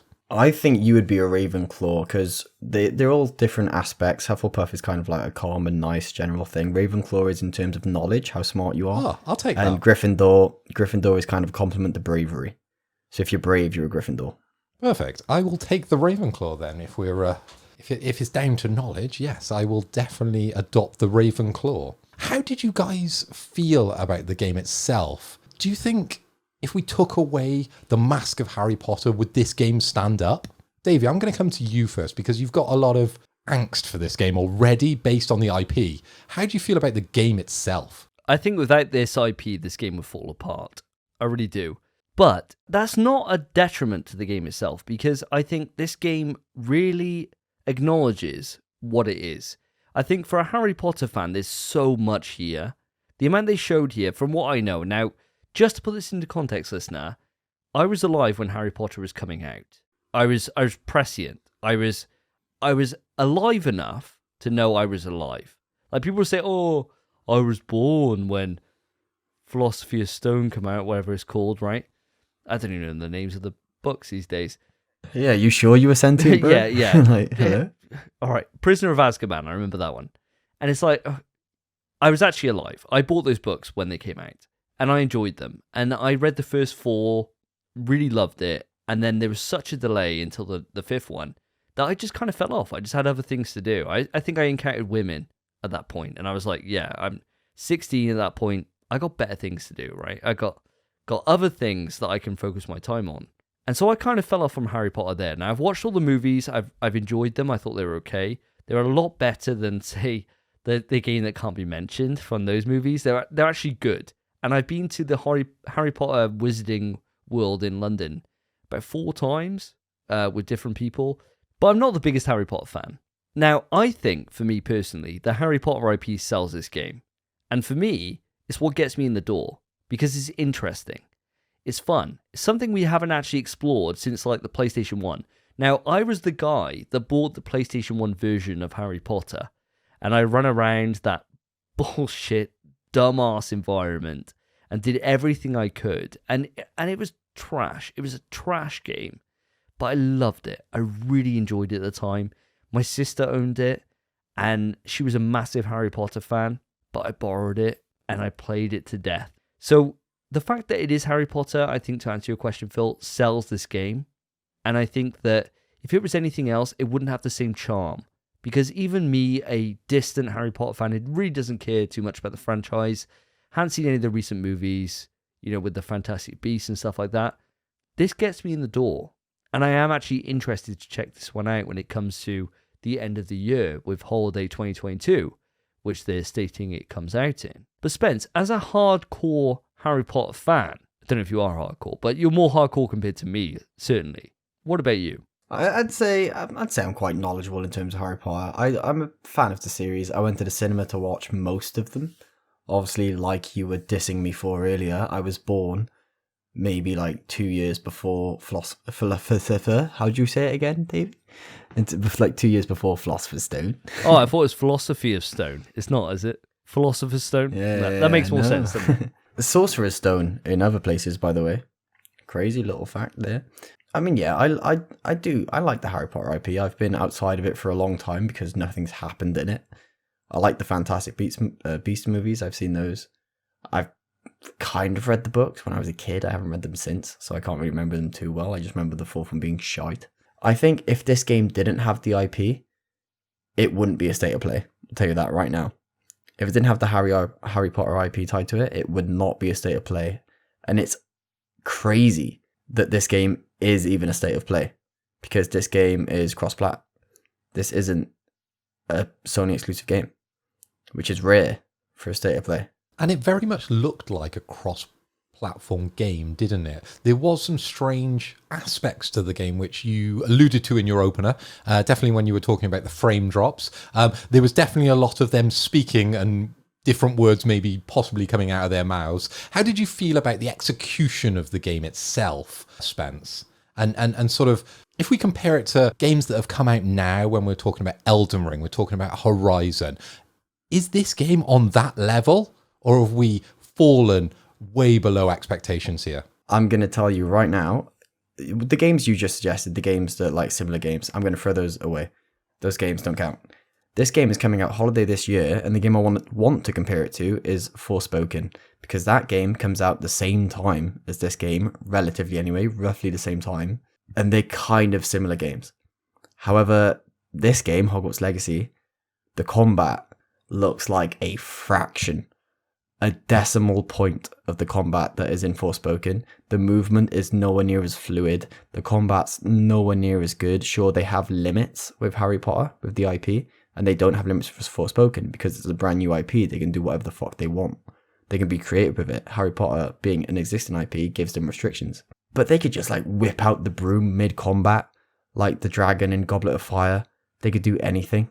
Forspoken looks so much more fluid. The combat looks so much more extensive, has so much more like creativity. And obviously Harry Potter having its limitations, they've utilized it as best they could. They've even stated in this state of play that you're able to access an ancient form of magic. So there's going to be stuff that didn't exist in the Harry Potter IP prior to this game, but it's not going to be as good as Forspoken. I know that for a fact. There's just no way it can. They showed a bit of movement, cool. They showed him it's just Accio and Repulso, but telekinesis, like using telekinesis on a sword and throwing it into a stone like statue enemy. Sure, that's cool. But if I compare this, if I look at this next to Forspoken, the frame rate's worse, the particle effects are worse, the combat's worse, the movement's worse. The only benefit that this has over Forspoken is that this is an established giant IP. And that is it. I'm going to go over to you, Davey. How do you feel about the execution of this game? Maybe you can compare it to sort of similar titles that we've played recently and titles that are coming out in the near future. Yeah, I think comparing this to Horizon is telling, because Horizon does everything into such a great extent when it comes to the conversations you're having with the NPCs, their motion capture, their whole facial structure when they speak. You don't have any of this whole like this movement where your jaw's just moving up and down and nothing's actually happening. You don't see any of that throughout your entire experience in Horizon, whereas in just this trailer where they're cherry picking moments, you're seeing that. That's just not on. Horizon have set a bar for when it comes to this kind of quest NPC structure that I will just consistently notice now as the generation moves on. Now, games like Elden Ring do this. Of course they do. But you hardly have any conversations. Whereas this game looks very much more aligned to the Horizon style of gameplay in terms of how you progress. Like, you get quests, you go on, you do that quest, you come back to that person. Things kind of move on and you gain allies and things kind of move on. It seems very, very similar. Just it doesn't have the same kind of level of technical polish and kind of love that's been put into it as Horizon does. Now, you could make the argument that, yes, that's a first-person game, so maybe they got more budget or they got more resources, but I call that bullshit. They're fucking Warner Brothers. This is the company that, they were serious about this, they could really put some money in and make this like a really polished game, and sure, the graphics look great, but they don't look up to the same caliber from what I've seen out there in the current market. I think the best argument to that is just going to be that obviously this is being made by Porky Games. And Porky Games, even though it looks like they've done a decent job at this, they were only founded in 2017. They've only made Harry Potter games in the past, and not a single one of them has gone to PC or consoles. Every single title they've made in the past has been a mobile game. So the jump that you have to take to go from a mobile game to a console game, especially like PS5, 4K, ray tracing, 60, clearly they couldn't do the 60. They definitely haven't done the ray tracing. 1440p? I don't know. Didn't Housemarque make that jump quite well with Returnal? didn't they do mobile games before they moved to a AAA, I suppose, level PlayStation 5 game? You know, all these things are possible, but it did seem strange that they sort of, as Davey said, cherry-picked those moments where the voice was slightly out of sync. You know, for me, that definitely is a red flag for this type of game. But I'm not going to lie, as much as I'm not a massive Harry Potter fan, my only real kind of link to Harry Potter is going to the Wizarding World in Orlando, right? And I'm wandering around quite confused because I didn't really understand any of the references, right? I'm looking at this game and it looks really good. It looks like a lot of fun. You know, if you are a Harry Potter fan, you're loving this. You're not even thinking about game mechanics. You're not looking at the graphics. You're not looking at the voicing. You're just like, it's a Harry Potter game that I've been dreaming about. I can pick up the broom. I can fly around. I can zap things. I can follow a mission structure. And it's on modern consoles. Surely that's what they want, you know? What are we expecting? I'm not sure that the Harry Potter fans are expecting the same sort of polish as something like Horizon. I think you're bang on with that, Phil. I really do. Like, you think about last episode, we were talking about Gundams. We were talking about how shit they handle that IP. I'd love a game to be done with this much polish for a series that I adored. I'd be over the moon with it. So I think for a Harry Potter fan, this is a total no-brainer. Total no-brainer. And for me, who's not even a massive Harry Potter fan, if this comes out at the right time, and I've got enough time to give this game, because bearing in mind, this year, I'm already over my overdose when it comes to RPGs, on the back of Horizon and now Elden Ring, and then Forspoken later in the year. I mean, this game, it's not hitting at the right time for me. Like, if this game came out next year, I might have more of a chance for it. But I think for a Harry Potter fan, like you're saying, this is a dream come true. You could easily see our mutual friends, John and Jody, buying this game. They'd be straight on it. They wouldn't care about any of the kind of things and flaws that we've picked out. They're not even going to notice a frame drop. But all they're going to notice is it's a Harry Potter game. You've got the wand and you've got the broom. You know, Spence, how are you feeling about it? You're a fan, but you do notice these elements within games. You know, you're on a PlayStation podcast. You're passionate about this medium. How do you feel about the game? Is it a day one for you? It depends. Obviously, they've just said holiday release 2020 or 2022. It might be a day one for me. Even if it is, I'm buying the standard edition. It depends how close, because we don't know an exact date yet, and I still feel like it might get delayed again, because we saw the frame drops. You're saying standard edition. What if it comes with your wand? Because that's what every Harry Potter fan wants, isn't it? It's going to come with a wand, isn't it? Bruv, it could come with whatever it wants. It could come with my own personal little wizard that licks my nuts. I'm not fucking... No. It's a Harry Potter game, bro. I'm not paying more than like 50 quid. It's going to be 70 quid. Or maybe not. It might not be day one. It depends how close it is to Forspoken and what's releasing along the same time. If there's anything remotely interesting around the same time, I'm not buying it. Because after Elden Ring, and I'm going to be playing Horizon and Horizon 2, I'm going to need a break. Bro, you're going to be burnt out. I'm already burnt out now playing Elden Ring after playing Horizon. You're going to be so burnt out on RPGs. You're going to need to play some really little quick hits.